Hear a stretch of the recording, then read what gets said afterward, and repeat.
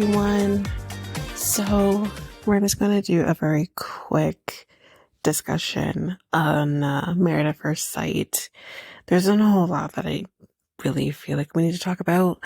We're heading into the honeymoon, which we are in Cancun for. So there's not a whole lot that I feel like needs to be discussed on this episode. It seems like all of the conversations with the families went fairly well. Full disclosure, I will admit that I fell asleep at one point because I'm bad, but I do know that there was a conversation had with Michael and that they might potentially either match him up with somebody new or maybe this girl will come back. I don't know, but there is a potential that we could see him, which we have talked about before. But let's talk about seems to be some of a situation between our New Zealand guy and Claire, I believe her name is. So okay, let's just start with the wedding night. What the fuck? Like, there was no affection. I don't know if he was just nervous or what, or if this is cultural question mark, but there's no affection. There's no nothing. And I think it was him that made the awkward comment to her about this would drive, like when it's helping her take her dress off. And he made the comment about this would drive horny men insane or something like that, which was like, read the room, because that was not the time nor the place to say that comment. I don't know why he said that, because I'm even more confused when there's like literally zilch coming from his end of things. So she gets dressed. He asks changed, and he asks if he can shower. He showers. He comes back in the room wearing nothing but a robe. I'm concerned whether or not he was naked under that robe. But he comes back with the robe on, goes into the bed, and just wants to sleep. They don't have a conversation. They don't get to know each other. Nothing. Zilch. And she's kind of like, you're gonna go to bed like right away or whatever. And he's like, yeah, as soon as you shut your fucking mouth, I'm gonna go to sleep. Basically what he says to her. I'm paraphrasing, but yeah, like he basically like makes this comment of like, yeah, I'm gonna, as soon as you stop talking, then I probably will flip right out. Which basically translation is shut the fuck up so I can go to sleep. And I get that you're probably tired, it's a long day, but you're just meeting your wife for the first time. You might want to have a conversation with her, like, what the hell? So that was awkward. And you can tell she's kind of hurt by this because I think she wanted to talk and get to know him and have this conversation, have something that they can grow from, because they are complete strangers. And he just flakes right out. Nothing. I'm like, wow.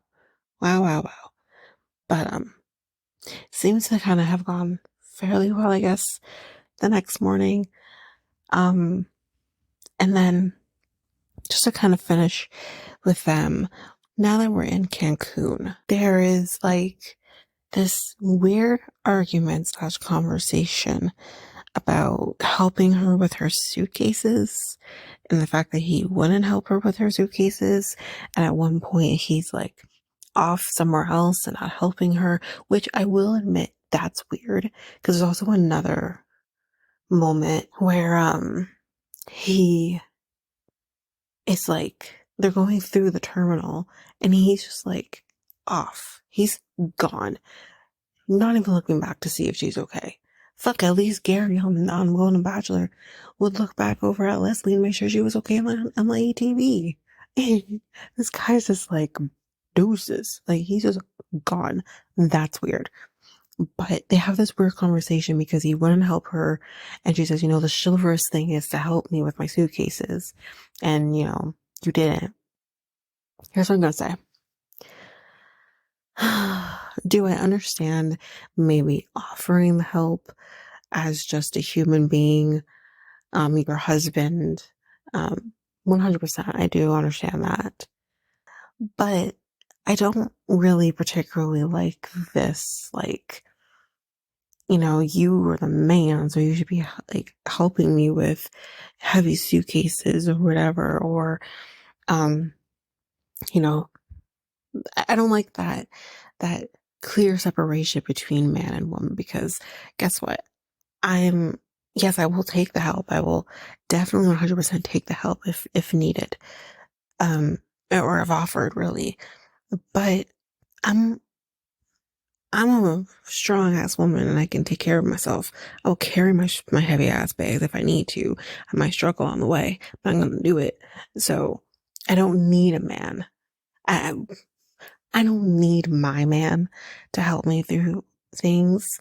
I can figure it out. Now, would it be easier for him to do because he's stronger than me?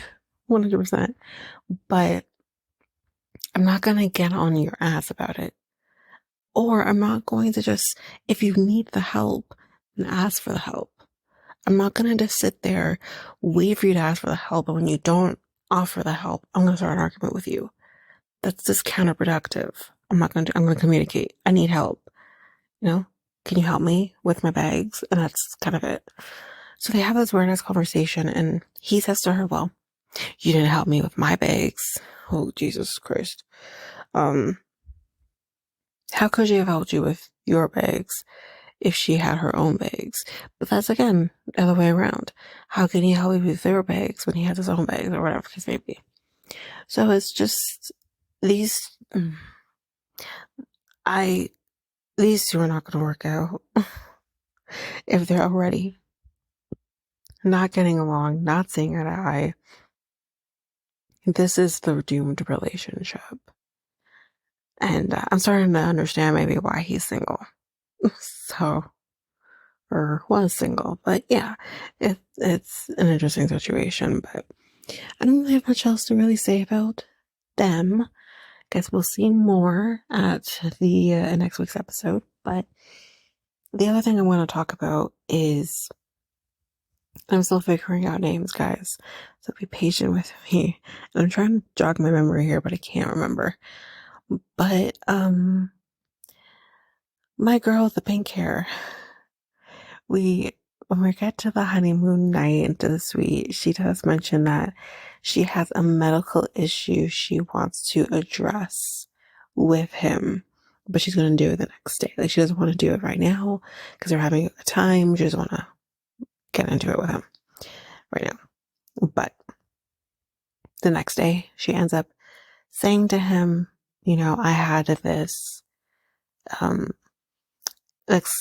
type of exploring type surgery, or not like a surgery. I'm assuming she kind of opted to do. It was kind of more of like a, what's the term I'm looking for? Anyways, for those people who watched the episode, but she did this surgery, and I'm confused by the mention of the surgery, but grand scheme of things, she has endometriosis, which she doesn't get into in terms of, and she probably also doesn't have much of knowledge whether or not she can or cannot get pregnant, what that looks like, or anything like that. So, it's not, okay. Like I've mentioned in a previous episode, I have PCOS, but trust me, I'm happy to have this versus that, because I feel horrible for anyone who has endometriosis. It's painful. It is debilitating at times.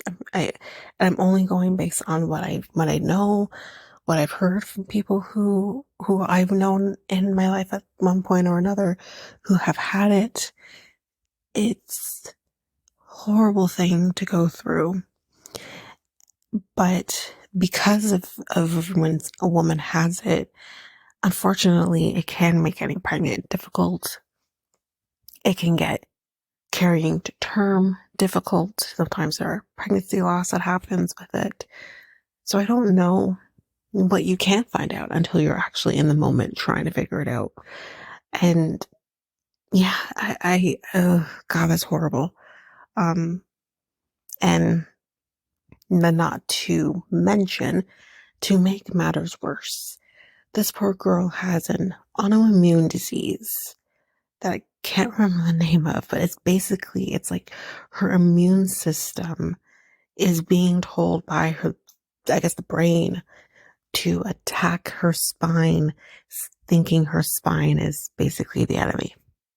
And she does take medication to calm her immune system down, but this is what happens. So she has pain, she has back pain because of this, and then not to mention she also has pain from her endometriosis. This poor girl is constantly in pain. She has chronic pain. There's no way she doesn't have chronic pain. And because he asked her, like, are you in pain now? Like, are you in pain all the time? And she goes, yeah, I'm always in pain. But she says, I also don't do anything different.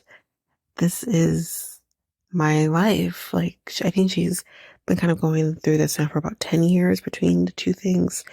And she says, I don't know anything different. This is me, basically. So, yeah, wow. But, yeah, he seemed to take it really well. He said that there are men she's dated in her past who haven't taken any of this well. Fuck those men, those children, let's be real.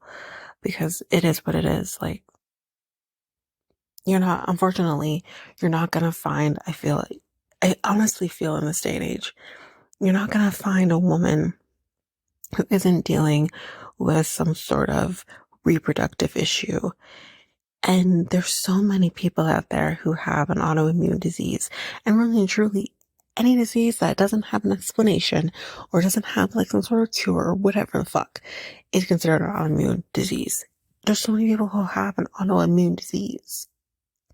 So I don't know if they're more coming at her because of the endometriosis or I can't imagine the autoimmune disease. I don't know, but fuck those guys. Anyway.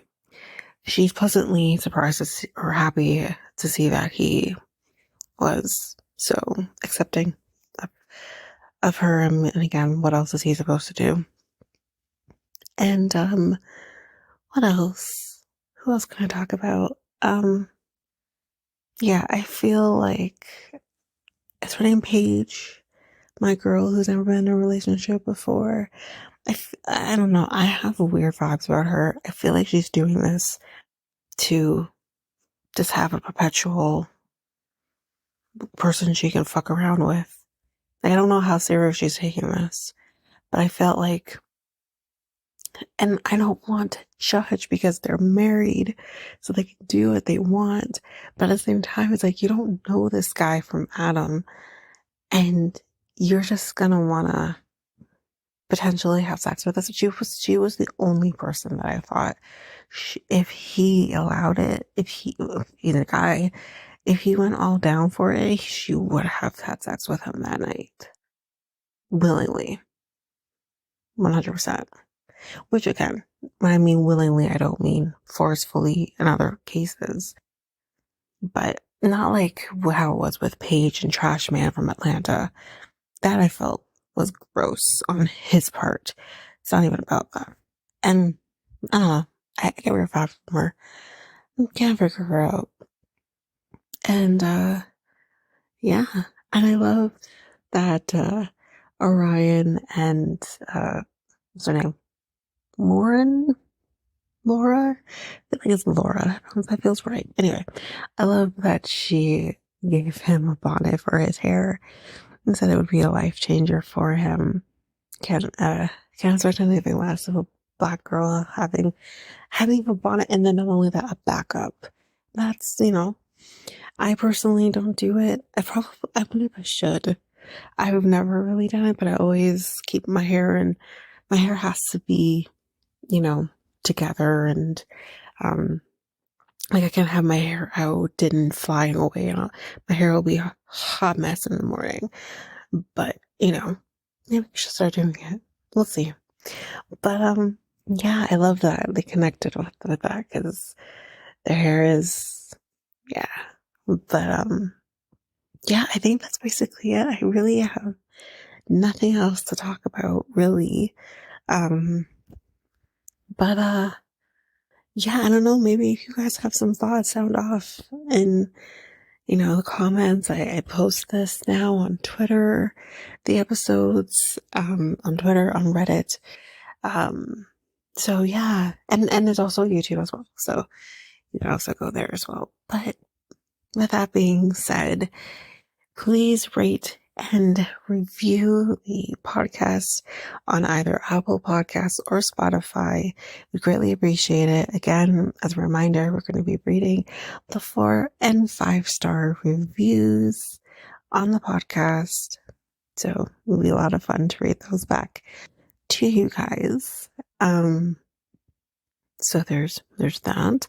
I've already mentioned YouTube, but again, remember, we're on any of your favorite podcast apps. If you want to connect with us, you can do so by going to Facebook at Reality Tea Times 2. You can go to either in Reality Tea Times 2 Pod on Instagram and Threads, X, whatever is Reality Tea Times 2 Pod. And you can also find us on Reddit at Reality Tea Times 2 Pod. And I feel like I've covered all of those things. The website, you can go to solo.to for solo.to, right, / Reality Tea Times 2.